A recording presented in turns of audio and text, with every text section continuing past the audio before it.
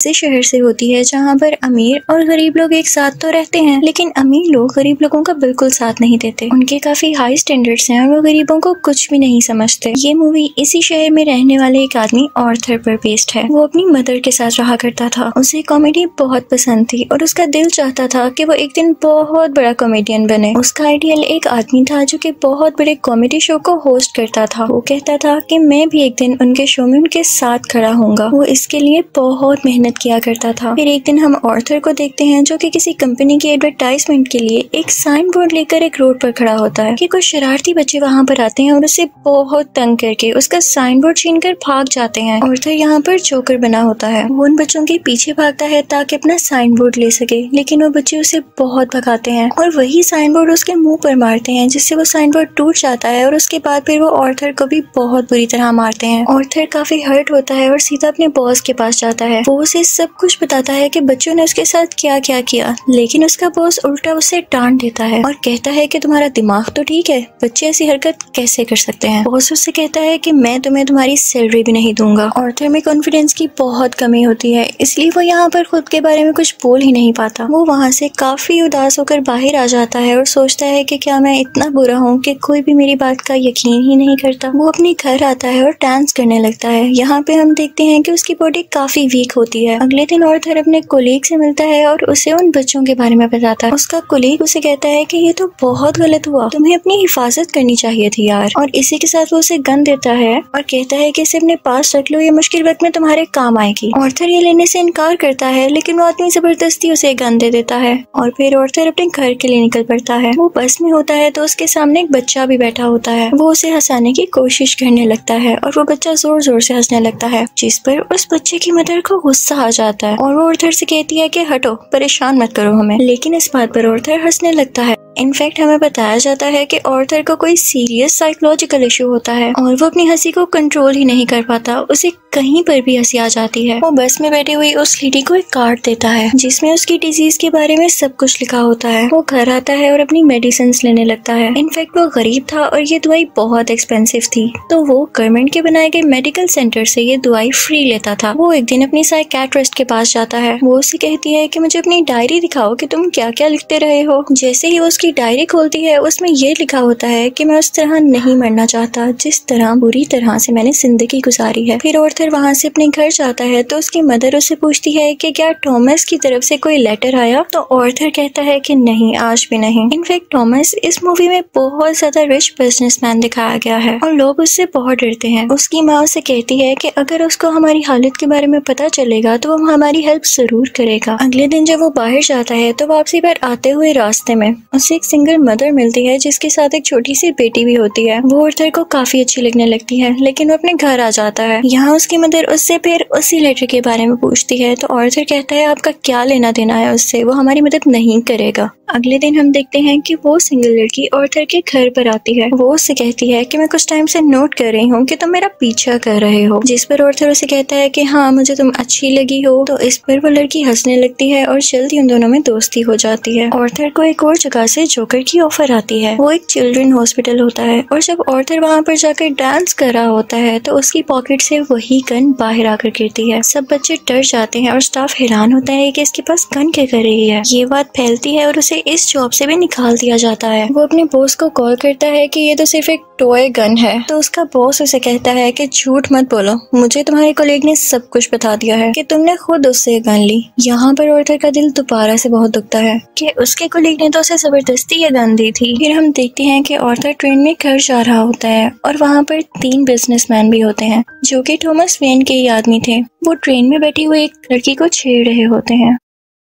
Arthur को यहाँ पर अपने मेंटल डिसऑर्डर की वजह से हंसी आने लगती है और वो तीनों आदमी समझते हैं कि हम पर हंस रहा है। वो उसे बहुत मारते हैं, इतना मारते हैं कि उसके मुंह से खून आने लगता है। ऑर्थर उन्हें अपना मसला बताने की कोशिश कर रहा था, लेकिन वो तीनों उसकी एक नहीं सुनते। ऑर्थर को उन तीनों पर गुस्सा आ जाता है और अपनी गन निकाल कर उन तीनों को शूट कर देता है। वो वहाँ से ये सोचकर भाग जाता है कि मैंने 3 लोगों का कत्ल किया है। वो खुद को एक बाथरूम में लॉक कर लेता है। पहले तो वो डर रहा था, लेकिन यहाँ पर अचानक से वो डांस करने लगता है। ऐसे लग रहा था जैसे अब उसे कोई रिग्रेट नहीं, और वो काफी सुकून में भी था। आर्थर घर आता है तो टीवी पर न्यूज चल रही होती है जिसमें थॉमस बोल रहा होता है। वो कहता है कि जिन 3 लोगों का कत्ल हुआ वो मेरे आदमी थे और उन्हें किसी जोकर ने मारा। लेकिन यहाँ पर गरीब लोग उन तीनों की डेथ का अफसोस करने की बजाय जोकर्स का साथ दे रहे होते हैं, क्योंकि वो सब जोकर्स के रूप में ही अमीर लोगों के खिलाफ स्ट्राइक कर रहे होते हैं। वहाँ से आर्थर अपनी साइकेट्रिस्ट के पास जाता है तो वो उसे बताती है कि हम आज आखिरी बार मिल रहे हैं, क्योंकि गवर्नमेंट ने हमें फंड्स देना बंद कर दिया है और अब के बाद मैं आपका फ्री इलाज नहीं कर सकती। आर्थर दोबारा से काफी टूट जाता है और उदास होकर वहाँ से बाहर आ जाता है।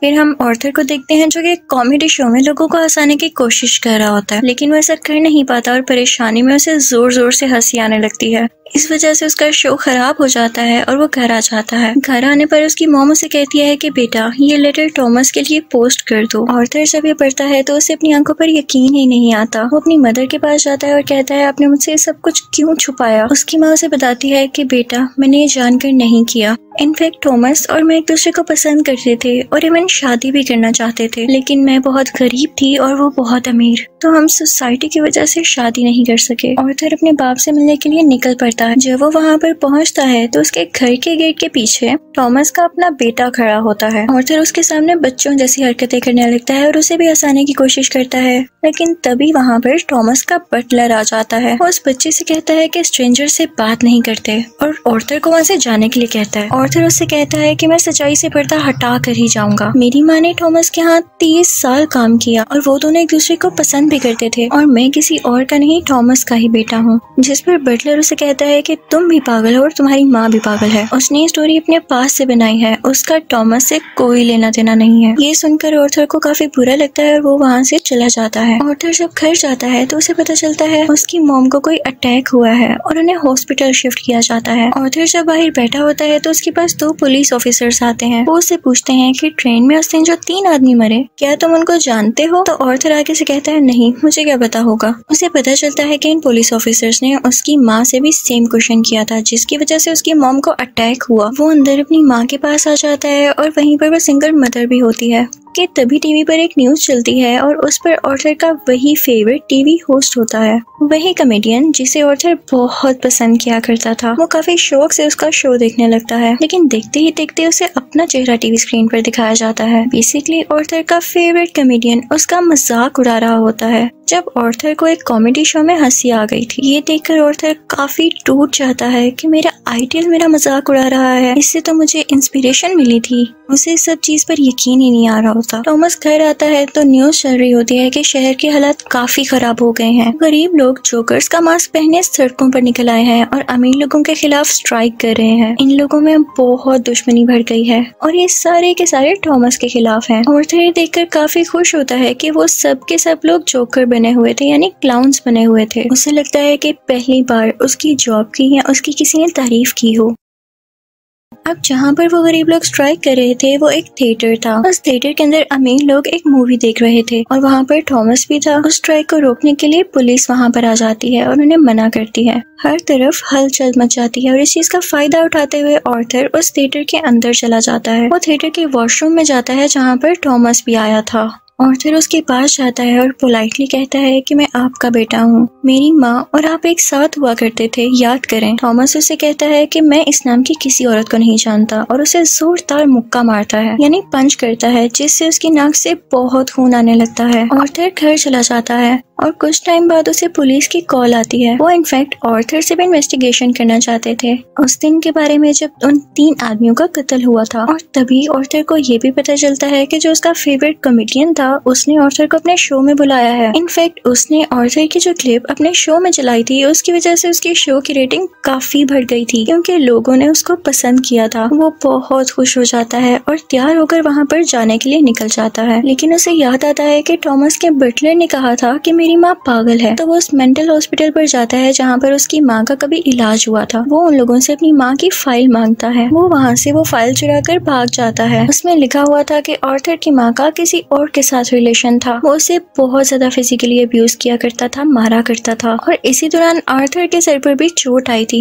जिसकी वजह से वो आज इस डिजीज का शिकार है। वो वहाँ से सीधा अपनी दोस्त यानी उसी सिंगल मदर के पास जाता है, लेकिन हमें यहाँ पर पता चलता है कि वो तो थी ही नहीं, वो असल में सिर्फ और सिर्फ उसकी इमेजिनेशन में थी और उसको उसके विजन्स आया करते थे। आर्थर अपने माँ की चोट की वजह से काफी परेशान होता है। वो हॉस्पिटल जाता है और पिलो से अपनी माँ को मार देता है। घर आकर देखता है तो उसे एक पिक्चर मिलती है जिसके पीछे लिखा हुआ था कि मुझे तुम्हारी स्माइल बहुत पसंद है, जो कि थॉमस ने लिखा था और ये पिक्चर उसकी मदर की थी। यहाँ उसे एहसास होता है कि उसकी माँ झूठ नहीं बोल रही थी। वो अपना जोकर का मेकअप करने लगता है और यहाँ पर वो काफी दुखी होता है और उसे कुछ समझ नहीं आ रहा होता कि उसके आसपास क्या हो रहा है। तभी वहाँ पर उसका वही कोलीग आ जाता है और वो कहता है कि जो उस दिन ट्रेन में 3 कत्ल हुए और रिसेंटली तुम्हारी माँ का भी कत्ल हुआ, मैं उसके बारे में कुछ पूछना चाहता हूँ। आर्थर को लगता है कि ये लोग फिर से मेरा जीना हराम करने आए हैं और वो यहाँ पर अपने कोलीग को बुरी तरह से मार देता है। अब इसके बाद आर्थर तैयार होता है और अपने जोकर का फुल कॉस्ट्यूम पहन लेता है। वो अब अपने फेवरेट कॉमेडियन के शो में जाने की तैयारी कर रहा था। वो बहुत खुश होता है और रास्ते में डांस करता हुआ जा रहा होता है। वहीं पर वो दोनों पुलिस ऑफिसर्स भी आ जाते हैं जो उससे ट्रेन में हुए हादसे के बारे में इन्वेस्टिगेशन कर रहे थे। पर आर्थर वहाँ से भाग आता है और भागते भागते एक ट्रेन में घुस आता है। उस ट्रेन में और भी बहुत सारे लोग ऐसे थे जिन्होंने जोकर का कॉस्ट्यूम पहना था। पुलिस इतने सारे लोगों में उसको ढूंढ ही नहीं पाती, तो इसी बात का फायदा उठाते हुए वहाँ से बाहर आ जाता है और अपने फेवरेट कॉमेडियन के शो की तरफ जाता है। वो जब उसके सामने जाता है तो वो उससे पूछता है कि क्या तुम भी जोकर बने हो, क्या तुम भी अमीरों के खिलाफ प्रोटेस्ट कर रहे हो। आर्थर उसे रिक्वेस्ट करता है कि आप लोगों को मेरे बारे में कुछ न बताइएगा सिवाय इसके कि मैं एक ऑर्डिनरी जोकर हूँ।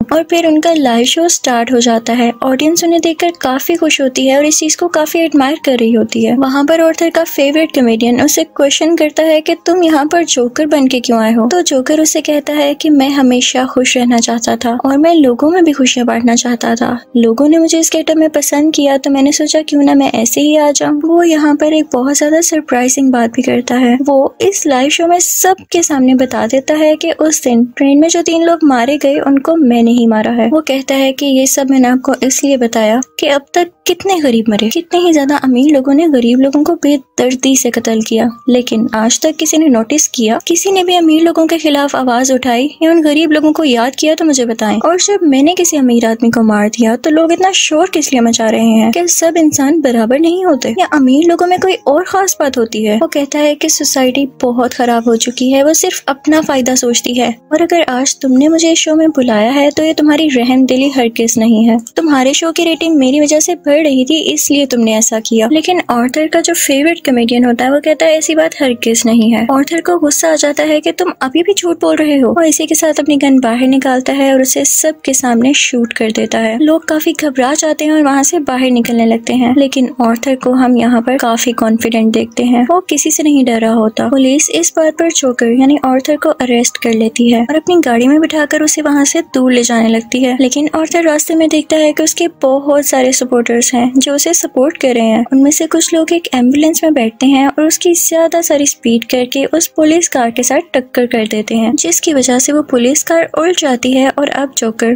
बाहर आ गया था। वो उन सब लोगों में शामिल हो जाता है और उसी कार के ऊपर आकर खड़ा हो जाता है। सब लोग उसे यहाँ पर देख पा रहे थे और उसे चीयर कर रहे थे। उसके मुंह और नाक से काफी खून आ रहा था, लेकिन वो उसी खून से अपनी स्माइल बना लेता है और हाथ फैलाकर जोर जोर से हंसने लगता है। ये इनफैक्ट एक ऐसी स्माइल थी जिसके पीछे गम, तकलीफ और दुख छुपा हुआ था। वो अब उन सब लोगों का हीरो बन चुका था और वो यहाँ पे काफी खुश था कि लोग फाइनली अब उसे तारीफ कर रहे थे, उसे अप्रिशिएट कर रहे थे। दूसरी तरफ हम थॉमस को देखते हैं जो कि अपनी प्रेजेंट वाइफ और अपने बेटे के साथ ये शहर छोड़कर जा रहा होता है, लेकिन तभी साइड पे खड़ा एक जोकर उन लोगों को शूट कर देता है, लेकिन वो उनके बेटे को कुछ नहीं कहता। फिर सीन चेंज होता है और हमें आर्थर यानी जोकर एक साइकियाट्रिस्ट के पास दिखाया जाता है। वो वहाँ पर भी हंस रहा होता है, तो वो साइकियाट्रिस्ट उससे कहती है कि तुम बिला वजह क्यों हंसते रहते हो। तो आर्थर उससे कहता है कि आप इस फीलिंग को कभी नहीं समझ पाएंगी, और ये कहकर वो वहाँ से बाहर आ जाता है। उसके जूतों के नीचे खून लगा हुआ था, जिससे ये जाहिर होता है कि एक अच्छा इंसान कैसे किसी कातिल में बदल गया। और इस मूवी से हमें ये लेसन भी मिलता है कि जब किसी के साथ बुरा किया जाए तो वो बुरा ना भी हो तो एक ना एक दिन बुरा बन ही जाता है। उसे इतनी अजियत दी गई, इतना टॉर्चर किया गया कि उसके अंदर से वो फीलिंग्स ही खत्म हो गई और अब वो अपनी लाइफ से बिल्कुल सेटिस्फाई था।